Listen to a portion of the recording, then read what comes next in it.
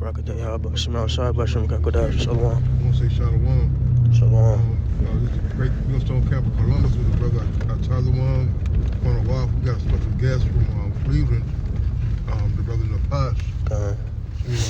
And without going into too much detail, man, we gotta really think about the sacrifice that we're making.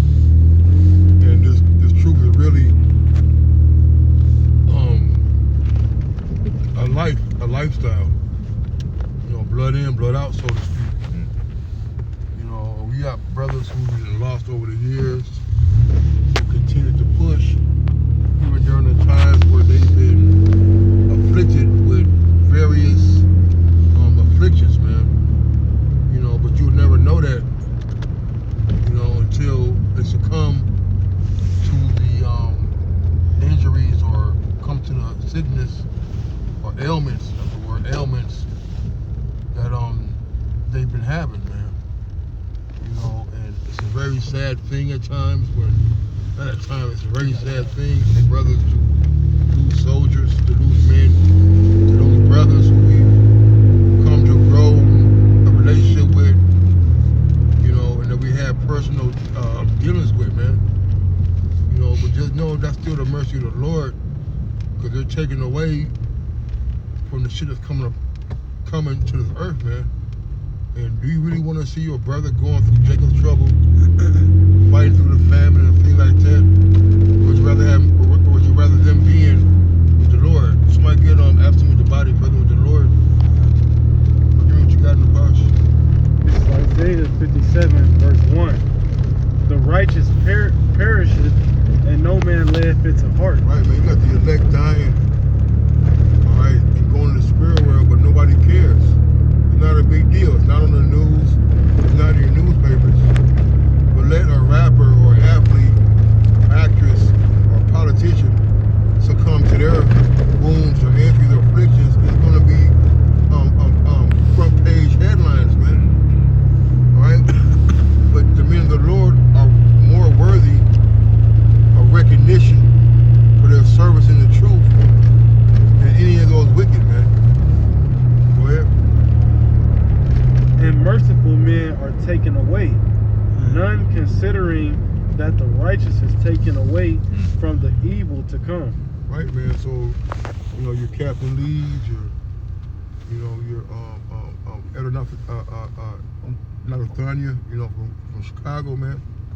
Hey, the Lord called them back, so they gotta face these prayers, and we believe that. Because what's coming ahead are gonna be times where we don't even know if we're gonna make it out of it, man. You see? But while we're here, we gotta endure, we gotta fight until the Lord calls you home. You see? For those that are gone, who died in Meshiach, brother about out earlier, we be the first ones risen at the Lord's return, man. You know, and we gotta have comfort in those scriptures, man, and knowing that although we may not see our brethren no more, although we may hurt and be sad, all right, they're better off where they're at than to be here suffering in misery and turmoil, man. See, go ahead, Charles. You want the one in the Sirach? You gotta speak up, huh? You want the one in Sirach? Let me grab it. This is on Sirach 30:17. Death is better than a bitter life. So death is better than a better life. All right? We see people out there homeless and pushing a shopping cart or sleeping on the concrete with 10 blankets on them so they can stay warm. All right? Death is better than that, man. Nobody wants to live a hard life to where you're doubting where your next meal comes from. You're doubting whether you can be whether you're gonna freeze tonight by sleeping outside. You see? Nobody wants to live like that. So yeah, we can understand why some people would rather die and be with the Lord than to live on the street, to be addicted to these damn drugs, or to be oppressed always in Esau's kingdom, man. Go ahead. It says, or continual sickness. It says, or continual sickness. All right. Death is better than a bitter life or continual sickness. So like it reads, man, it's like life comes to a point where it's like you just rather be with the Lord, you know? That's the best option. You know, to constantly live a bitter life like the elder said, man, or live in continual sickness, that's not living, you know? That's not living, man. That's a life of torment, you know? So death is better, all right? And when you're hey, we got that scripture too. All right, well, because nobody wants to be suffering from a long disease, man. Mm-hmm. Or a long ailment. You know, we've all, in some form or fashion known somebody who had terminal illness, or, you know, they come down with something and you know, watch them suffer for a week, a month, a year, depending on, you know, the person and the circumstance. But we don't want to see our people like that, man. Mm-hmm. When we walk home from camp now telling the brother, like, I hate to see that. He's like, what? You see our people out here living like that, looking like that. If I can say this, Elder, I'm Got sorry. it, Hey, today I was a little late to go into class because I gave a Jake woman. She had like, her face was all like discolored. She was homeless, living in a car. I gave her $25 for gas and like a Slurpee. That's all she wanted. She hugged me and everything. You know, that's kind of like the spirit. Mm-hmm. You know, we hate to see our people go through what they go through, man. It's that compassion that people swear up and down that we're evil, we're mean, we're wicked. They don't understand how much love that we have, not only for each other and for the Lord, even for these 2/3, so to speak, man. Mm-hmm. All right? You know, the Lord had compassion on them too, but they got to go through it by death. You know, but in the result, they're still going to get the benefit, the love of the Lord by being in the kingdom, man. Still being over the heathens. You see? But now, you know, we're in the flesh, so we are a little more softer than what we used to be. When we see our people hurt, stressed out, in pain, suffering, all right, it makes us upset. It makes us sad. Right. It makes us want to bear their afflictions sometimes, you know, to a point, man. All right. Also, what? I was trying to be accursed. Mm-hmm. You know. Yeah, hey, think of Yahweh Shai. What was he going around doing? Healing. You know, performing miracles on Jacob who were lame and had all types of sicknesses and illnesses. Yeah. You know, Yahweh Shai had compassion on Jake, even though Jake hated him. You know, even though that Jake hated him, the Lord still had compassion, man. And we hold that same compassion too. You know, although it's the hell with 2/3, you know, it's still a sad case to see you completely gone and out of your fucking mind doing what you're doing out here, man. All right. You see, if they got there talking to themselves, ain't comb their hair, shoes mismatch. How you got mismatched shoes, man? Nah. With no socks on, and your heel is crusty with 3 inches of fucking dead skin on it, man. You see? Our people need help. Nah. Go ahead, you got some stuff. Yeah, this is 2 Corinthians 5. I'm gonna start at verse 5.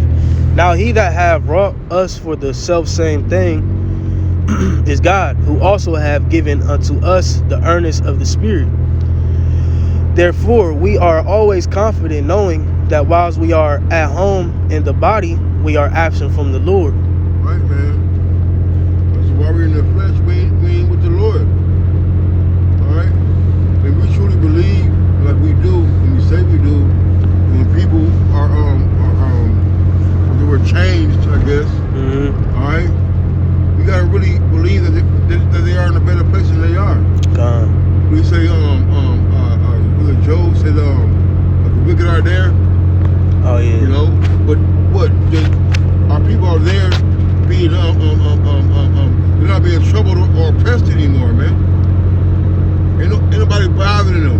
Mm-hmm. Anybody tell them to make a quota, to get up at 8 o'clock to put these goddamn pallets around, man. Pouring concrete, man. You see? They're up there with rest is allowed, they're chilling, or they're rejoicing. Alright? They're making bids on our behalf. Supplication to the Lord for us, man. That's what we all want to be. You see? But it's that transformation, that transition that people seem to be afraid of. But the Lord tells you that death is nothing. Death is being with the Lord. Mm-hmm. Verse 7. For we walk by faith, not by sight. We are confident, I say, and willing rather to be absent from the body and to be present with the Lord. Yeah, so that's it's a touchy subject, man, you know. And we had mentioned off camera, like, you just never know what Jake going through. And sometimes I mean, in a lot of cases when Jake living a life of torment, all right, or living a life of misery, that's the best option. We would rather be with the Lord, you know, than to constantly live here in this hellhole, man. Hey, man, hell is a condition as well, you know. So like you said, man, you know, read it again. We are confident, I say, and willing rather to be absent from the body and to be present with the Lord, right? All right, because being present with the Lord is life, man. You know, dwelling in everlastingness, dwelling in his courts, man. You know, being at rest, you know, not having to worry, not having to suffer, you know, like they would have mentioned, punching the clock and running a rat race, man. You know, just living a life of misery, man. All right, that's all you get here in America is a life of misery, you know. So That's it. I got something else though. Just you know, for brothers, you know, we gotta keep pushing and keep fighting. Hey, I'm gonna grab that. And Timothy. Right, because we don't know what our end is. Right, but that's why it's important to keep on pushing, keep on doing the work. All right, you rather be caught doing the work than than be caught not doing the work, man. Mm-hmm. All right, you know, and our job is to keep on pushing to the sun, till the sand runs out of out the hourglass, man. That's our insurance. And that's it. Yeah. You know. This is 2 Timothy 4, and I'm gonna start at 5. But watch thou in all things, endure afflictions, do the work of an evangelist, make full proof of thy ministry. For I am now ready to be offered, and the time of my departure is at hand. I have fought a good fight, I have finished my course, I have kept the faith. Henceforth there is laid up for me a crown of righteousness, which the Lord, the righteous judge, shall give me at that day, and not to me only, but unto all them also that love his appearing. So all the men who died in Yahweh Shem Yahushai, died in the name of Yahweh Shem Yahushai, will be risen again, all right, and will receive a crown of righteousness, man. The Lord has that man's crown. All the men who died, you know, in Yahweh Shai. Like the elder mentioned in the beginning of the lesson, all right, they gonna be risen first, man, with Hamashiach, you know. So, you know, it's a very sad case because Jake tired of suffering. Jake tired of losing, you know, everything, man, you know. But, you know, we have faith and comfort in the scriptures to understand that one day we all going to dwell together in unison. We all going to see our brothers again. And we all going to be with Yahweh Shai and reign in righteousness and be immortal. And like the scriptures say, the Lord's going to wipe away all tears, man. You know. So we have hope in that, and we believe in that to his fullness, man. You know. Yeah, with that, Lord's word was edifying, you know, through the spirit, man. Bros, keep pushing. Just keep pushing, man. That's all we can do. Keep on enduring and keep on having the faith, man, and believing in these scriptures, you know. So we're gonna say call Halal Yamla, Yahweh, Bahashem, Yahweh Shai, Bahashem, Makakwadash. Again, double honors to the elders and apostles, a great millstone. Shalom to the hopeful elect. And shalom to all you faithful Akim and elders out there pushing his word with truth and sincerity, man. And may the Lord be with you, brothers, and you in your households, man. Lord, That's right, you know, shalom.